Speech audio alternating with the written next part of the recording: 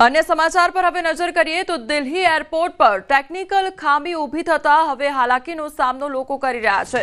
अनेक फ्लाइट्स समय करता मोडी चाली रही छे तो दिल्हीथी अमदावाद जती केटलीक फ्लाइट्समां विलंब जोवा मळी रह्यो छे, जेना कारणे मुसाफरोने मुश्केलीओनो सामनो करवो पड़ी रह्यो छे। तो एरपोर्ट सत्तावाळाओए जणाव्युं छे के टेक्निकल टीमो खामी दूर करवा माटे सतत कार्यरत छे અને સિસ્ટમને શક્ય તેટલી ઝડપથી પુનઃ સ્થાપિત કરવાનો પ્રયાસ પણ ચાલી રહ્યો છે।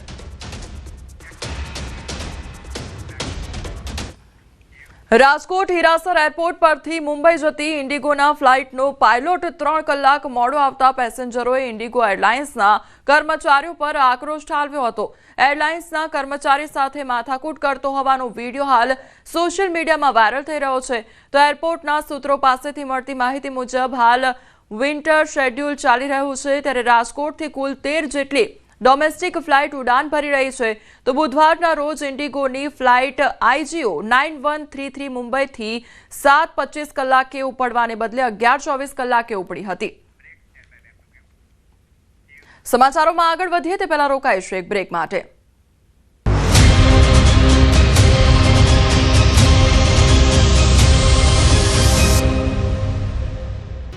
રાજકોટ જિલ્લા સહિત રાજ્યભરમાં કમોસમી વરસાદને કારણે ખેડૂતોના પાકને ભારે નુકસાન થયું, જેને લઈ સરકારે સર્વેનો આદેશ આપતા રાજકોટ જિલ્લામાં વહીવટીતંત્ર દ્વારા 102 ટીમો બનાવી જિલ્લાના 11 તાલુકાના 652 ગામોમાં નુકસાની બાબતોનો સર્વે હાથ ધરવામાં આવ્યો।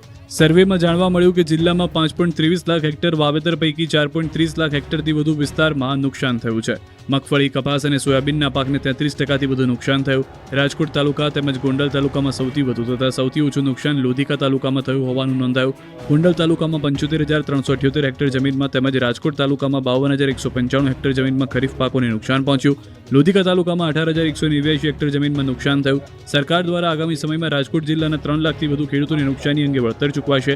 હાલ વહીવટીતંત્ર દ્વારા આ આંકડા ગાંધીનગર ખાતે મોકલી દેવાયા છે અને આગામી સમયમાં રાજકોટ જિલ્લાના ખેડૂતોને નુકસાનીનું વળતર ચૂકવવામાં આવશે। માનવી ચાહે દુનિયાના ગમે તે છેડે હોય, એનું બાળપણ જ્યાં વીત્યું છે તે વતનની મીઠી યાદો હંમેશા તેની સાથે જ રહે છે, જેથી વતનનું ઋણ ચૂકવવું ફરજ બને છે। આ વાત સાર્થક કરી છે ઉદ્યોગપતિ દિનેશ કુંભાણીએ। સરકાર તો ખેડૂતો માટે રાહત પેકેજ જાહેર કરશે, પરંતુ વતનનું ઋણ ચૂકવવા ઉદ્યોગપતિ સૌરાષ્ટ્રના ખેડૂતોની વહારે આવ્યા। અમદાવાદના ઉદ્યોગપતિ દિનેશ કુંભાણી, જે મૂળ જૂનાગઢના બાદલપુર ગામના વતની છે, ખેડૂતોને મુશ્કેલીમાં જોઈ દિનેશ કુંભાણીએ જૂનાગઢના 4 ગામના ખેડૂતોને હેક્ટર દીઠ 11,000ની આર્થિક સહાયની જાહેરાત કરી। બાદલપુર, પ્રભાતપુર, સાખડાવદર, સેમરાળા ગામના ખેડૂતને સહાય ચૂકવવામાં આવશે। તમામ ખેડૂતોને ખેતરના હેક્ટરની મર્યાદા વગર સહાય ચૂકવાશે। અંદાજિત 1,200થી વધુ ખેડૂતોને લાભ મળશે। સાથે સાથે અન્ય ઉદ્યોગપતિઓને પણ ખેડૂતોના વહારે આવવા અપીલ કરી હતી।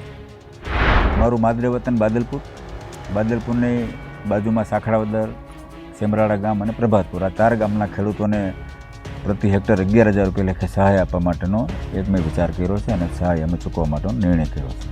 ત્યારે અંદાજિત આંક 1,800થી 2,000 હેક્ટર સુધીનો ટોટલ આવેલો છે અને લાભાર્થીની વાત કરીએ તો 1,100થી 1,200 જેટલા લાભાર્થીઓ આ 4 ગામની અંદર લાભ લે છે।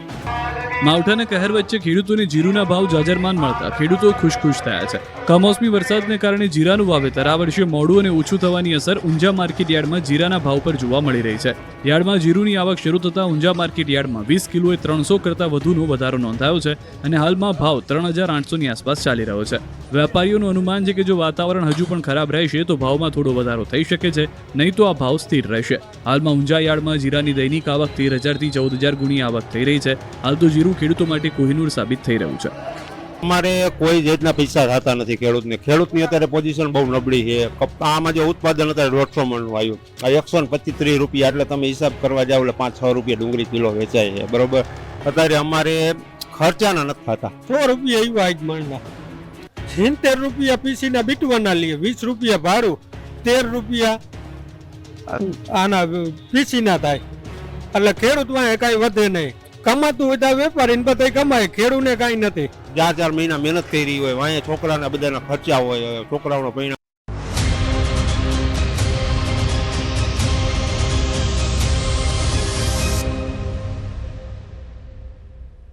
Welcome back. સુરતમાં પાલ પોલીસની મોડી રાત્રે થયેલી કાર્યવાહીથી જાગૃત નાગરિકોમાં રોષ ફાટી નીકળ્યો છે। ચાની કેટલી પર પોલીસ દ્વારા કરવામાં આવેલી કાર્યવાહીનો વિડીયો વાયરલ થયા બાદ નાગરિકોએ પોલીસની કામગીરી સામે સવાલ ઉઠાવ્યા છે। સ્થાનિકોનું કહેવું છે કે આ વિસ્તારના દારૂના અડ્ડા ચાલુ છે, પરંતુ સામાન્ય નાગરિકો અને યુવાનો પર પોલીસ ગુંડાગીરી કરે છે. કોલેજના યુવકોને ખોટી રીતે ઉઠક બેઠક કરાવવાના આક્ષેપો પણ થયા છે. તો બીજી તરફ સુરત પોલીસ મિશન મિડનાઇટ હેઠળ જાહેર સુરક્ષાને ધ્યાનમાં રાખીને મોડી રાત્રે પેટ્રોલિંગ અને ચેકિંગ કરી રહી હોવાનું જણાવ્યું.